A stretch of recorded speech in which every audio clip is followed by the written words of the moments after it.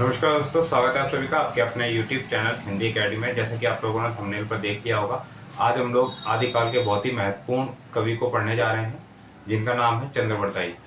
इनके बारे में आप लोगों को एक डिटेल पूरा बताऊंगा अच्छे से। और मुझे लगता है कि जितनी भी चीज़ें मैं आप लोगों को आज बता दूंगा इस क्लास में चंद्रवरदाई से संबंधित, उससे बाहर कोई प्रश्न नहीं बनना चाहिए आप लोगों का। तो चलिए फिर शुरू करते हैं हम लोग आज की क्लास को। और ध्यान रखिएगा कि बहुत ही महत्वपूर्ण कवि हैं, इसलिए थोड़ा सा समय लगेगा इस क्लास में और थोड़ी सी क्लास बड़ी भी हो सकती है। तो एक एक करके हम लोग शुरू करते हैं। सबसे पहले हम लोग पढ़ने जा रहे हैं किसको? चंद्रवरदाई। आदिकाल के बहुत ही महत्वपूर्ण कवि हैं चंद्रवरदाई, ठीक है। और आदिकाल के जितने भी लेखक हैं, 3 लेखक आप लोगों के लगे हुए हैं, जिसमें पहले चंद्रवरदाई हैं। अब चंद्रवरदाई ने जो रचना लिखी, सबसे पहले रचना को देख लीजिए, क्योंकि कभी कभी तो सीधा सिर्फ रचना पूछ लेता है कि ये रचना किसकी है। तो रचना है पृथ्वीराज रासो। पृथ्वीराज रासो ये लिखी है चंद्रवरदाई ने, ठीक है। एक कोटेशन देखते हैं हम लोग। देखिए कोटेशन में क्या कहा है। चंद्रवरदाई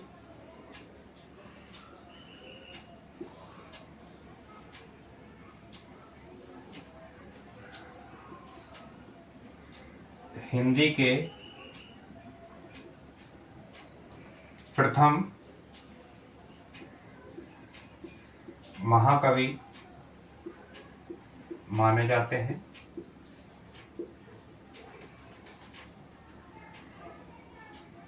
और इनका पृथ्वीराज रासो प्रथम महाकाव्य, हिंदी के प्रथम महाकवि चंद्रवरदाई को माना जाता है और प्रथम महाकाव्य पृथ्वीराज रासो को माना जाता है। तो ये कोटेशन है किसकी? आचार्य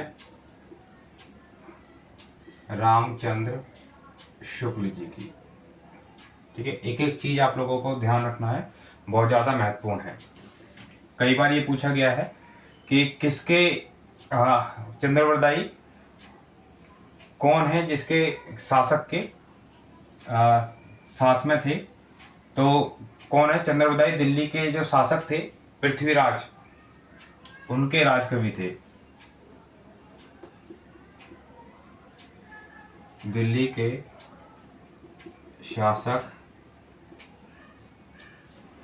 पृथ्वीराज के राजकवि व बाल सखा थे, ठीक है। और पूछ लिया जाता है कि इनके समकालीन किस राजा के समकालीन थे, किस शासक के समकालीन थे। ये क्वेश्चन आपसे पूछा जा सकता है। जन्म की बात करें चंद्रवरदाई के, तो ये जन्म हुआ था 1168 ईस्वी लाहौर में, ठीक है। और अगर इनकी जाति की बात करें हम लोग, किस जाति से संबंध रखते थे, तो ये भट्ट जाति से थे। भट्ट जाति से थे। गोत्र की बात करें तो जगात गोत्र था इनका, ठीक है। इनके बारे में जो सूरदास जी हैं, उन्होंने भी अपनी कवि उनकी जो रचना है सूरदास जी ने अपनी रचना साहित्य लहरी में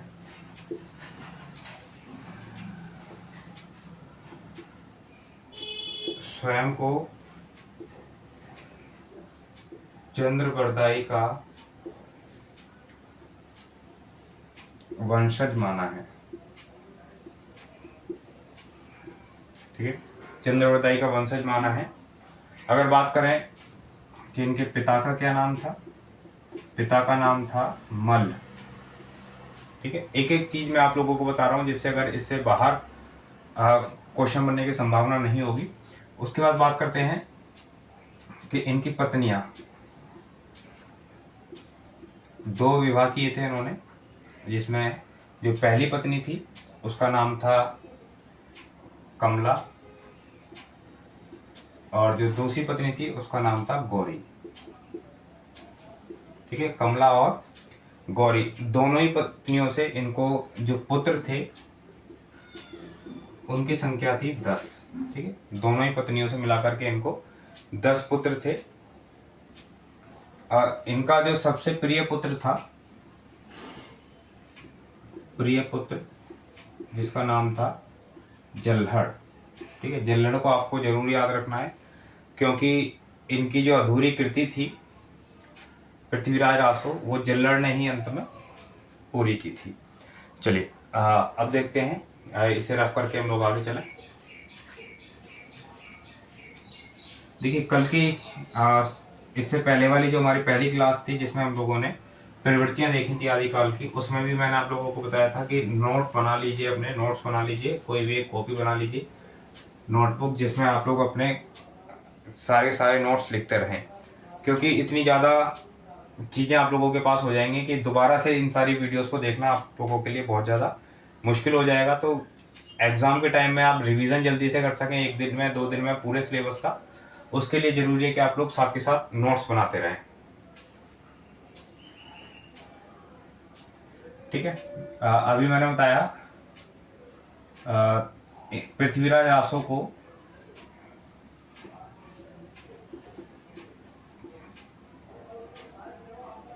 जल्हड़ ने पूरा किया था। ठीक है, ये माना जाता है कि जो चंद्रबरदाई हैं वो किसी काम से बाहर चले गए थे। ठीक है, जल्हड़ को सौंप कर, ठीक है, पृथ्वीराज रासो को जल्हड़ को सौंप कर किसी राजकाज के लिए बाहर चले गए। इनकी अधूरी कृति थी, इसको पूरा किया जल्हड़ ने, तो ये आपको ध्यान रखना है।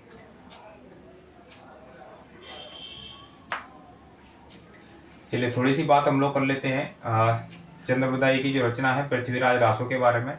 बात करते हैं कि इसमें समय कितने हैं। तो समय है इसमें 69। समय का अर्थ यहाँ पर क्या है? समय का अर्थ है यहाँ पर खंड, कितने खंड हैं, कितने भाग हैं इसके पृथ्वीराज रासो के, तो ये हैं 69 भागों में है।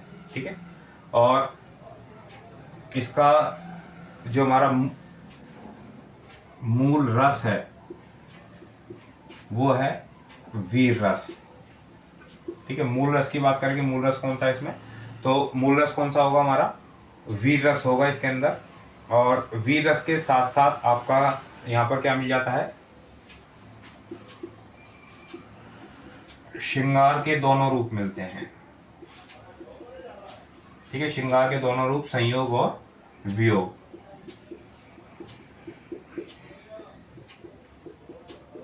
संयोग और वियोग। ठीक है, तो मुख्य रूप से इस रचना में क्या है? वीर रस की रचना है।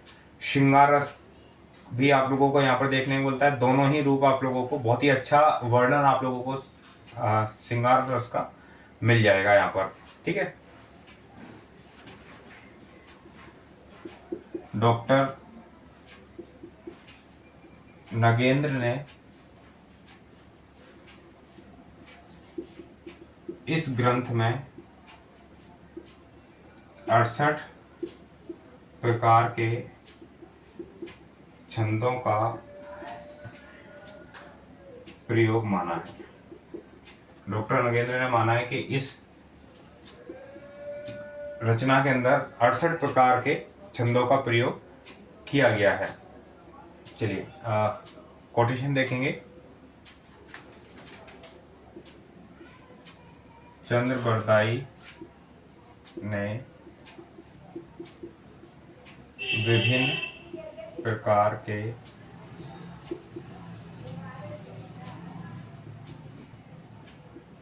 छंदों का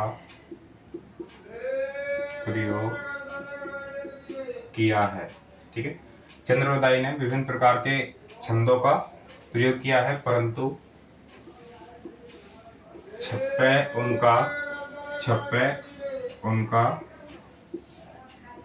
निजी छंद है। छप्पा उनका निजी छंद है। ये निजी छंद का मतलब हो गया कि छप्पे का प्रयोग उन्होंने सबसे ज्यादा किया है अपनी इस रचना में।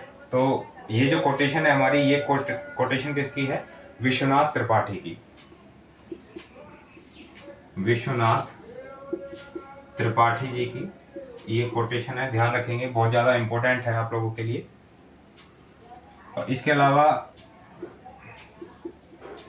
शिव सिंह सेंगर ने चंद्रबरदाई को छप्पियों का राजा माना है।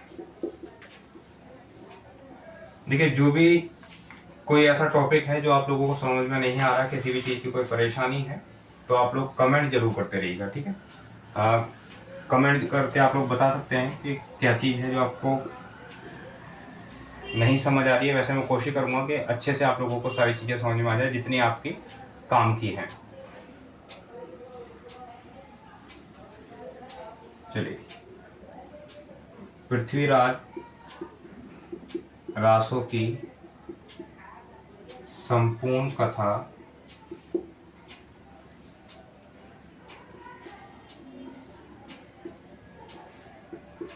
कित्ती कथा के रूप में संवादात्मक शैली में मिलती है।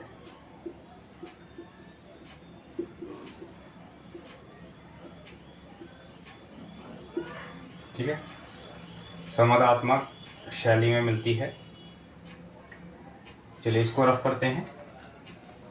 इसके बाद एक बहुत ही महत्वपूर्ण कोटेशन पर बात करेंगे। कोटेशन थोड़ी सी बड़ी होगी लेकिन इम्पोर्टेंट है, एग्जाम में पूछ ली जाती है, तो उस कोटेशन को भी आप लोगों को याद रखना है। कोटेशन है डॉक्टर नामवर सिंह की। डॉक्टर नामवर सिंह, क्या कोटेशन है देखते हैं। भाव भंगिमा के साथ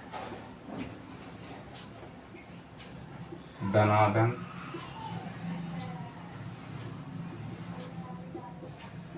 भाषा में नए नए छंदों की गति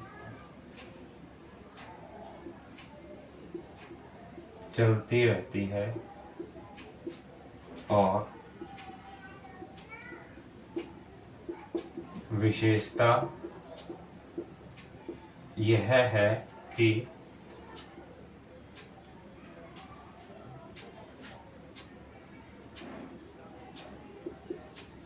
बल खाती हुई नदी में बहते हुए जल राशि की तरह आत्म विस्तृत का ऐसा सुख अन्यत्र कहीं नहीं मिलता। बहुत ज़्यादा महत्वपूर्ण ये कोटेशन है, एग्जाम में कई बार ये कोटेशन आप लोगों से पूछ ली जाती है। चलिए अब बात करते हैं जो पृथ्वीराज रासो के अंदर महत्वपूर्ण समय है, मतलब महत्वपूर्ण जो भाग हैं जिनको समय कहा गया है यहाँ पर, वो कौन कौन से हैं। सबसे पहले बात करेंगे प्रथम समय। प्रथम जो समय है इसको क्या कहा गया है? आदि समय। ठीक है, प्रथम समय क्या कहा गया है? आदि समय। उसके बाद बात करते हैं कन्नौज समय। ठीक है, इसके अंदर कन्नौज समय के अंदर क्या है? पृथ्वीराज और जयचंद के युद्धों का वर्णन है। पृथ्वीराज और जयचंद के युद्धों का वर्णन यहाँ पर मिलता है इस वाले खंड के अंदर। ठीक है, उसके बाद है पद्मावती समय, इसको मोस्ट इंपोर्टेंट कर लीजिएगा, बहुत ज़्यादा महत्वपूर्ण है। कई बार पूछा गया है पद्मावती समय किस रचना के अंदर है। ठीक है, पद्मावती समय किस रचना का भाग है, और पद्मावती इसमें जरूर ऑप्शन में आता है। जिनको नहीं पता है, जिन्होंने नहीं पढ़ा है, उसके उनको वो हमेशा गलत लगा के आते हैं। तो पद्मावती समय किसका भाग है, ये है चंद्रवरदाई के पृथ्वीराज रासो का। ठीक है, इसको थोड़ा सा ध्यान रखना है आप लोगों को। इसके अंदर क्या है, पद्मावती समय के अंदर जो संयोगिता है उसके रूप का वर्णन यहाँ पर मिलता है, प्रेम प्रसंग मिलता है। संयोगिता के रूप का वर्णन, प्रेम प्रसंग आपको यहाँ पर देखने को मिलता है इस समय। ठीक है, चलिए अगला पॉइंट देखते हैं। बात करें पृथ्वीराज रासो के, पृथ्वीराज रासो के प्रथम विदेशी उद्धारकर्ता कौन है। तो नाम है colonel James Tod, colonel James Tod. इन्होंने 30,000 पदों का अंग्रेजी में अनुवाद कराया था। ठीक है, क्या किया था, इसके 30,000 पदों का अंग्रेजी में अनुवाद कराया। तो ये ध्यान रखेंगे। चलिए इसको रफ करते हैं और फिर आगे चलेंगे।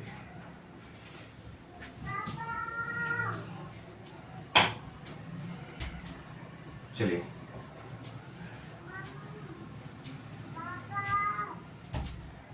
आगे चलते हैं हम लोग। एक कोटेशन देखते हैं, बहुत ही महत्वपूर्ण कोटेशन है। कोटेशन क्या है, जिन समयों में यह संवाद नहीं मिलता, जिन समयों में यह संवाद नहीं मिलता उन्हें छेपक मान लिया जाए। जिन समयों में यह संवाद नहीं मिलता उन्हें छेपक मान लिया जाए। ठीक है, ये किस संबंध में कहा है और किसने कहा है, तो ये कहा है हजारी प्रसाद द्विवेदी जी ने। ठीक है, हजारी प्रसाद द्विवेदी जी ने ये कहा है। और किस संबंध में कहा है हजारी प्रसाद द्विवेदी जी ने इसको, तो ये उन्होंने कहा था कि पृथ्वीराज रासो की रचना शुक शुकी संवाद के रूप में मिलती है। ठीक है, क्या कहा था, उन्होंने कहा था कि पृथ्वीराज रासो की रचना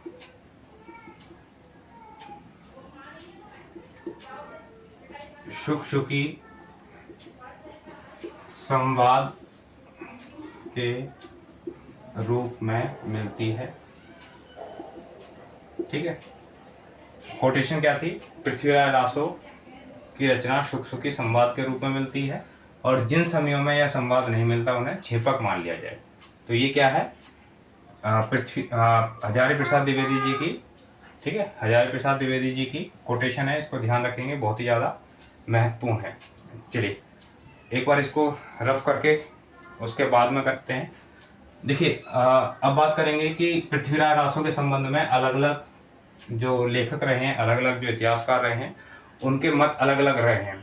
किस संबंध में, उसकी प्रमाणिकता को लेकर के।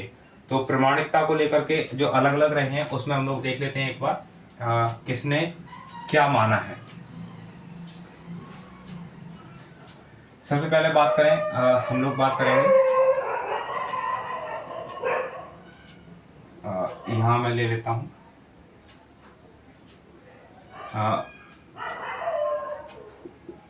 प्रमाणिक किसने माना है पृथ्वीराज रासो को, अप्रमाणिक किसने माना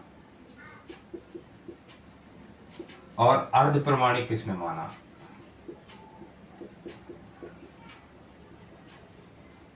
अर्ध प्रमाणिक किसने माना, तो तो प्रमाणिक की बात करते हैं, किस किसने इसे अर्ध प्रमाणिक माना है। तो सबसे पहले नंबर 1 पे आते हैं श्याम सुंदर दास।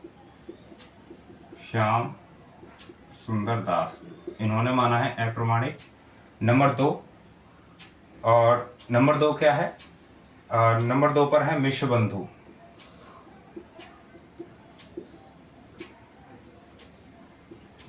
नंबर 3 पे कर्नल टॉड।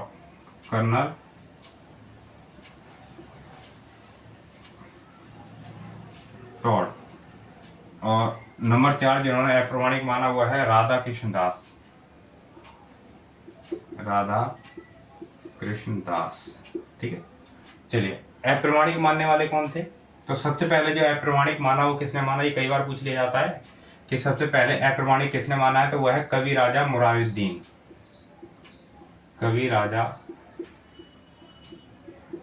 मुरारुद्दीन। उसके बाद अप्रमाणिक किसने कहा, श्यामल दास। ठीक है, दूसरा नाम श्यामल दास। तीसरा नाम किसका आता है, रामचंद्र शुक्ल। मोस्ट इंपोर्टेंट करेंगे। अगला नाम है गौरी शंकर हीरानंद ओझा। और आखिरी नाम डॉक्टर राम कुमार वर्मा। ठीक है, आप देखेंगे हमारे इतिहास के अंदर जहाँ पर जो मत रामचंद्र शुक्ल का होगा लगभग वही मत राम कुमार वर्मा का भी होगा। और अगर बात करें हजारी प्रसाद द्विवेदी जी की, तो उनका जो मत है वो रामचंद्र शुक्ल जी के मत से हमेशा भिन्न ही आप लोगों को देखने को मिलता है। अर्ध प्रमाणिक में देखते हैं सबसे पहले कौन है। तो अर्ध प्रमाणिक में विपिन बिहारी चतुर्वेदी पहला नाम है। विपिन बिहारी चतुर्वेदी पहला नाम, जिन्होंने अर्ध प्रमाणिक माना। दूसरा नाम है हजारी प्रसाद द्विवेदी। इनके नाम को मोस्ट इंपोर्टेंट कर लीजिएगा, पूछा जा सकता है कि इन्होंने क्या माना है या फिर अर्ध प्रमाणिक किसने माना। मुनि जिन विजय। ठीक है, तो ये नाम है हमारे जिन्होंने अप्रमाणिक माना है। ठीक है, प्रमाणिक माना है या फिर अर्ध प्रमाणिक माना है पृथ्वीराज रासो को। चलिए और देख लेते हैं, पृथ्वीराज रासो को मुक्तक काव्य किसने माना। पृथ्वीराज रासो को मुक्तक काव्य किसने माना है। तो मुक्तक काव्य माना है नरोत्तम स्वामी ने। नरोत्तम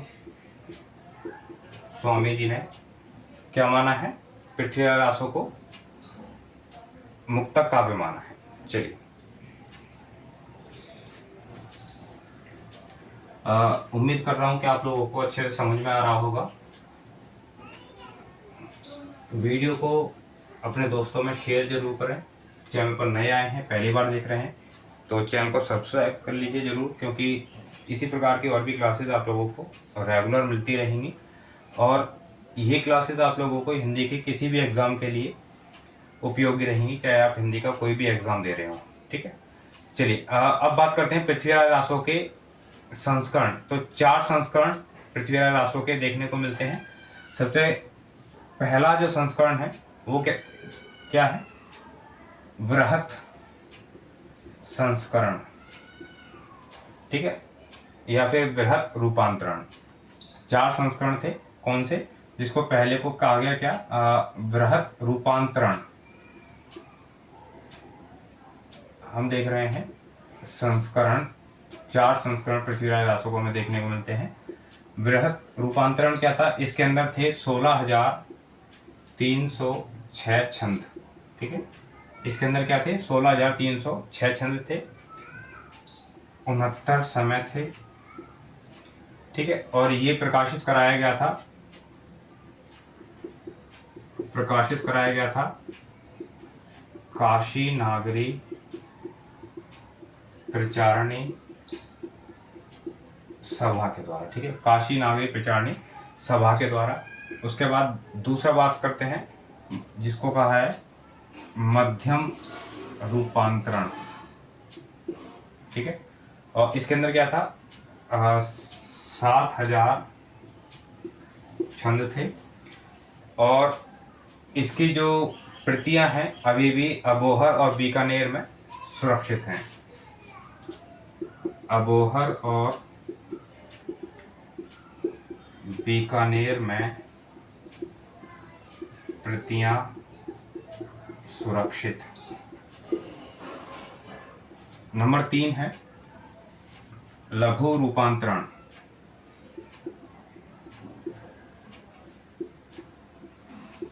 लघु रूपांतरण, इसके अंदर छंद थे 3500 छंद, ठीक है। और समय कितने थे, समय 19। और इसकी जो प्रतियां हैं वो बीकानेर में